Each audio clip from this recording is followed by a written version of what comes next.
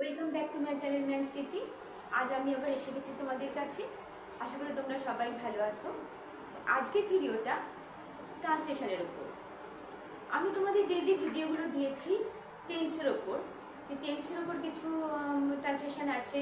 আবার তোমাদের had better, would rather, যে ভিডিওসগুলো আমি তোমাদেরকে দিয়েছি তার উপরে আমি কিছু ট্রান্সলেশন বা বাংলা সেন্টেন্স কীভাবে তোমরা সেগুলোকে ইংলিশে ট্রান্সলেট করবে, চলো দেখে নিই। ভিডিওটা পুরো দেখো, পুরো দেখলে তোমাদের ভালো লাগবে আর তোমরা বুঝতে পারবে কোথায় কিভাবে আমরা সেন্টেন্স স্ট্রাকচারটাকে তৈরি করছি। ঠিক আছে, চলো। প্রথম সেন্টেন্সটা কি আছে দেখো। প্রথম সেন্টেন্সটা আছে তুমি কোথায় যাবে। তুমি কোথায় যাবে, এটা কোন টেন্স হচ্ছে? তুমি কোথায় যাবে অর্থাৎ এটা ফিউচার টেন্স, যাবে। যদি আমি বলি তুমি যাবে তাহলে ইউ উইল গো। তুমি কোথায় যাবে, যদি বলি তুমি যাবে will you go, আর তুমি কোথায় যাবে where will you go, where will you go, তুমি কোথায় যাবে where will you go, তুমি কোথায় যাবে where will you go, তুমি কোথায় যাবে। যদি বলি তুমি কখন যাবে when will you go, তুমি কখন যাবে। নেক্সট দেখো তুমি কাজটা শেষ করেছো, অর্থাৎ এটা কোন টেন্স? যে কাজটা আমরা এখনই শেষ হয়েছে, এখনই শেষ করছি, সেটা কোন টেন্স হতে পারে? সেটা আমরা জানি পারফেক্ট টেন্স। যে কাজটা এখনই শেষ হয়েছে, আর যেটা অতীতে শেষ হয়েছিল সেটা তুমি কাজটা কখন শেষ করেছিলে। তাহলে এখানে কি হবে? তুমি কাজটা শেষ করেছো, you have completed, you have completed the work, you have completed the work, তুমি কাজটা শেষ করেছো। আর যদি বলি তুমি কি কাজটা শেষ করেছো তাহলে কি লিখবে? তাহলে লিখবে have you, have you completed the work, have you completed the work, তাহলে এখানে একটা interrogative sign. have you completed the work, you have completed the work, তুমি কাজটা শেষ করেছো। তুমি কি কাজটা শেষ করেছো? have you completed the work। যদি এটা present tense, present perfect tense, তাহলে সেটা ঠিক এরকম হবে। আর যদি পাস্টে অনেক অতীতে যদি বলে থাকি তখন did you complete the work, did you complete the work। ওকে, এবার দেখো তোমার কি কাজটা শেষ করা হয়েছে, তোমার কি কাজটা শেষ করা হয়েছে, তোমার কি কাজটা শেষ করা হয়েছে। তাহলে সেখানে কি লিখবো? তোমার কাজটা শেষ করা হয়েছে কি বলবো? You have completed doing the work, you have completed doing the work, তোমার কাজটা শেষ করা হয়েছে। তোমার কি কাজটা শেষ করা হয়েছে? Have you completed doing the work, have you completed doing the work. তাহলে প্রথমে সাবজেক্টটা কি? তুমি। কিভাবে আমরা সেন্টেন্স স্ট্রাকচারটা করি? প্রথমে আমরা সাবজেক্ট দেখি, তারপরে ভার্ব, তারপরে অবজেক্ট। ওখানেও দেখো তুমি কাজটা শেষ করেছো, তুমি থেকে শুরু, তুমি শেষ করেছো, ইউ হ্যাভ কমপ্লিটেড। কি শেষ করেছো? কাজটা, the work, you have completed the work. Next দেখো তোমার কি কাজটা শেষ করা হয়েছে, এটা যদি আমি অ্যাফার্মেটিভে বলি তাহলে কি বলবো? তোমার কি কাজটা শেষ করা হয়েছে, you have completed doing the work, তোমার কি কাজটা শেষ করা হয়েছে, have you completed, have you completed doing the work। কিভাবে লিখলাম দেখো, তোমার কি কাজটা শেষ করা, তোমার কি কাজটা শেষ, তুমি কি কাজটা শেষ করেছো, have you completed, তোমার কি কাজটা শেষ করা হয়েছে। তাহলে সেন্টেন্সটা কোথায় চেঞ্জ হয়ে চলে দেখো, have you completed doing the work, have you completed doing the work। ঠিক আছে, have you completed reading the book, তোমার কি বইটা পড়া শেষ হয়েছে। have you completed writing the letter, তোমার কি চিঠি লেখাটা শেষ হয়েছে। তাহলে আমরা কি কোথায় দেখো বাংলা সেন্টেন্সটা কি আছে, তোমার কি কাজটা করা শেষ হয়েছে, করা শেষ হয়েছে, আর কাজটা শেষ হয়েছে, ডিফারেন্স এইখানে। বুঝতে পারলে? Got it? আমি জানি রিনা বিদ্যালয়ে যায় তো, রিনা বিদ্যালয়ে যায়, রিনা গোজ টু স্কুল, যেটা সিম্পল প্রেজেন্ট টেন্স। এখানে দেখো একটু আলাদা আছে। রিনা বিদ্যালয়ে যায় তো, মানে ও যায়, সেটা আমি জানি রিনা বিদ্যালয়ে যায় তো, রিনা বিদ্যালয়ে যায় না, ও যায় তো, এটা নিশ্চিত, ও যায় তো। তাহলে এখানে কি হবে দেখো, আমি জানি, আই নো। আমি জানি, আমি কি জানি, আমি জানি রিনা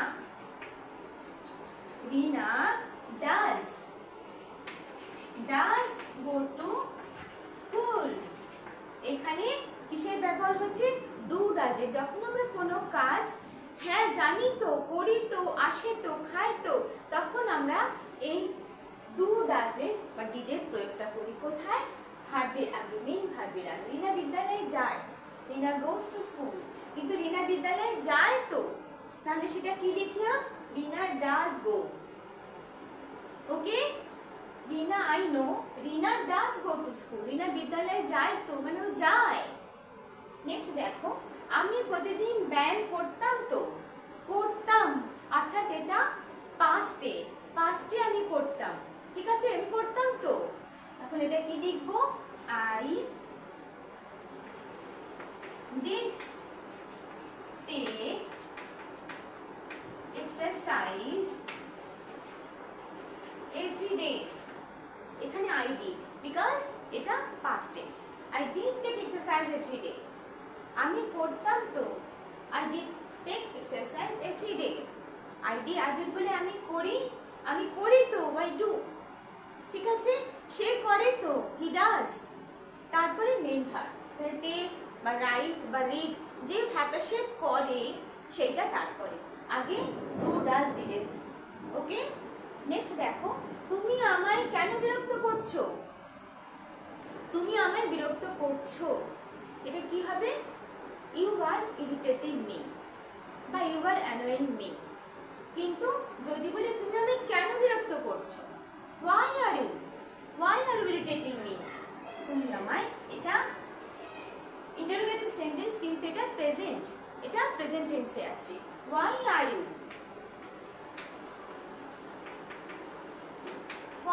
you irritating me, ঠিক আছে, বা why are you disturbing me, তুমি কেন আমাকে বিরক্ত করছো, ঠিক আছে, why are you irritating me, you are irritating me, why are you irritating me, why are you annoying me। Okay, next দেখো, এবারে তোমার বরং ভাত খাওয়াই ভালো, তোমার বরং ভাত খাওয়াই ভালো। যখন আমরা এই ধরনের কোনো সেন্টেন্স বাংলায় বলি, তখন আমরা ইংলিশে কি লিখি, যদি শর্টে বলি, ইউ বেটার ইট রাইস, ঠিক আছে, you had better eat rice, তোমার বরং ভাত খাওয়াই ভালো, you had better eat rice, you had better take rest, তোমার বরং বিশ্রাম নেওয়াই ভালো, you had better take rest. Okay, আর যদি আমি এবার বলি, দেখো এবার যদি আমি বলি,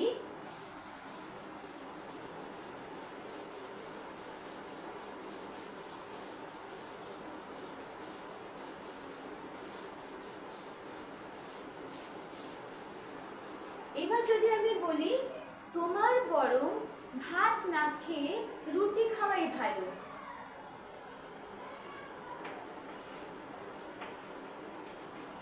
তোমার বরং ভাত না খেয়ে রুটি খাওয়াই ভালো। তাহলে এখানে আমরা কিসে ব্যবহার করব, এই ভিডিওসটা আমি তোমাদের দেখিয়েছি উড রেদার বা উড প্রেফার। দেখো, তোমার বরং ভাত না খেয়ে রুটি খাওয়াই ভালো, you would rather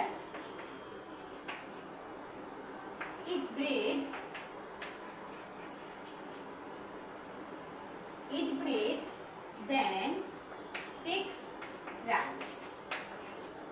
You would rather eat bread than take rice. তোমার বরং ভাত না খেয়ে রুটি খাওয়াই ভালো, আগে তোমার বরং রুটি খাওয়াই ভালো, you would rather eat bread than take rice. ওকে, তাহলে আমরা দেখো had better R would rather এর চেঞ্জেসটা কোথায় দেখলাম। যদি বলি তোমার এইটা করাই ভালো, মানে এটা ইমিডিয়েট, তোমার করাই ভালো, তাহলে সেখানে আমি কি লিখলাম হ্যাড বেটার। আর যদি তোমার দুটো অপশন এখানে আছে, এখানে একটা না করে তোমার একটা করা ভালো, তখন আমরা কি লিখলাম would rather. You would rather eat bread than take rice. Okay, understood? দেখো তোমার বরং বিশ্রাম করাই ভালো, তাহলে আমি কি বলবো you had better take rest. You had better take rest. আর যদি বলে তোমার বরং বিশ্রাম না নিয়ে বাজার যাওয়াই ভালো, তাহলে কি বলবে you would rather go to market than take rest.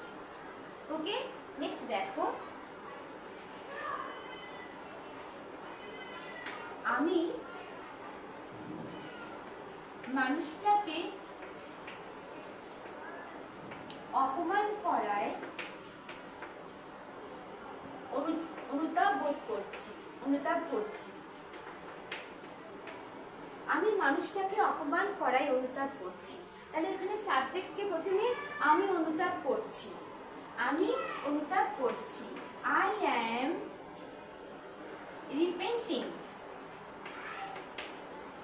I am repenting having insulted the man, or having insulted the person, or having insulted the old woman.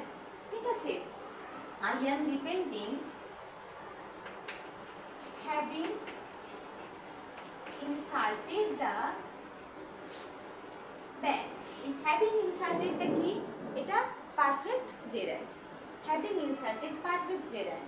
তাহলে I am repenting having insulted the man, আমি মানুষটাকে অপমান করায় বা তিরস্কার করায় অনুতপ্ত বা অনুতাপ করছি। ঠিক আছে, I am repenting having insulted the man. যদি এটা লেখো ছেলেটা খুব আনন্দ উপভোগ করছে ভালো রেজাল্ট করায়, তাহলে কি লিখবে he is feeling joy having got good result. Having got good result, এখানে having got perfect result. ওকে, আন্ডারস্টুড? তাহলে আমরা কি লিখলাম, আমি মানুষটিকে অপমান করার প্রথমে আমি কিভাবে লিখব, আমি অনুতাপ করছি বা সে আনন্দ অনুভব করছে। He is feeling joy, I am repenting having insulted the man, having got good result. কিভাবে সেন্টেন্সটা আমরা লিখি, প্রথমে সাবজেক্ট, তারপরে ভার্ব, তারপরে অবজেক্ট, আদার ভার্ব। ঠিক আছে, এবারে দেখো আরেকটা সেন্টেন্স দেখাই।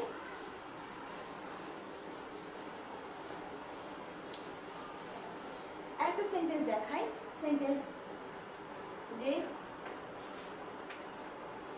আজ বৃষ্টির দিন হওয়ায় বা এটা বৃষ্টির দিন হওয়ায় আমি বিদ্যালয়ে যেতে পারিনি। কি লিখবো, it being rainy day. It being rainy day, I can't go to school. It being rainy day, I can't go to school. তাহলে কিভাবে আমরা সেন্টেন্সটাকে তৈরি করছি দেখো, প্রথমে আমরা যে যে জিনিসগুলো আমরা শিখেছি, হ্যাভিং এর ব্যবহার শিখেছি, বা আমরা হ্যাড বেটার, উড রাদার, বা তারপর ছোট ছোট ইনফিনিটিভ, এইগুলো দিয়ে ধীরে ধীরে আমরা প্রথমে আমরা সাবজেক্টকে চুজ করব, তারপরে ভার্ব, তারপরে আমরা ধীরে ধীরে অবজেক্ট বা সেন্টেন্সটাকে কমপ্লিট করব। এইভাবে রেগুলার প্র্যাকটিস থেকে তোমরা অনেক সুন্দর সুন্দর ইংলিশ ওয়ার্ড লিখতে পারবে, সেন্টেন্স লিখতে পারবে, আর ছোট ছোট প্যারাগ্রাফ। এরপরে ধীরে ধীরে কীভাবে প্যারাগ্রাফ লিখবো আমরা সেটা আমি দেখাবো। আজকের ইডিয়ামসটা দেখো, আজকের ইডিয়াম ফ্যাট ক্যাটস। ফ্যাট ক্যাটসের অর্থ হলো রিচেস্ট পারসন বা ওয়েলথি পারসন।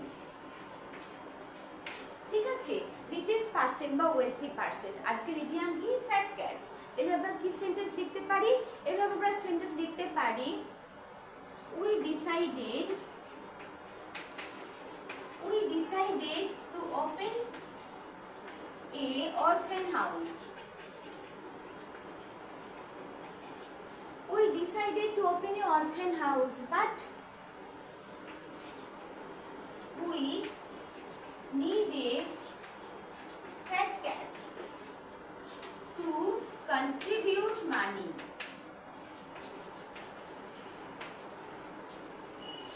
ঠিক আছে, আমরা কি ঠিক করেছি একটা অরফান হাউস খুলবো, কিন্তু তার জন্য আমাদের একজন রিচেস্ট পার্সন বা একজন ওয়েলথি পার্সন দরকার যে আমাদেরকে মানি কন্ট্রিবিউট করবে। আর we decided to open a orphan house but we need a fat cats to contribute money. ঠিক আছে, we need a fat cats to contribute money. আশা করি আজকের এক্সাম্পলটা তোমাদের ভালো লেগেছে। আশা করি আমার আজকের এই ভিডিওটা তোমাদের ভালো লেগেছে। যদি ভালো লেগে থাকে তোমরা লাইক করো, শেয়ার করো আর সাবস্ক্রাইব করতে ভুলো না। তোমরা ভালো আছো, টাটা।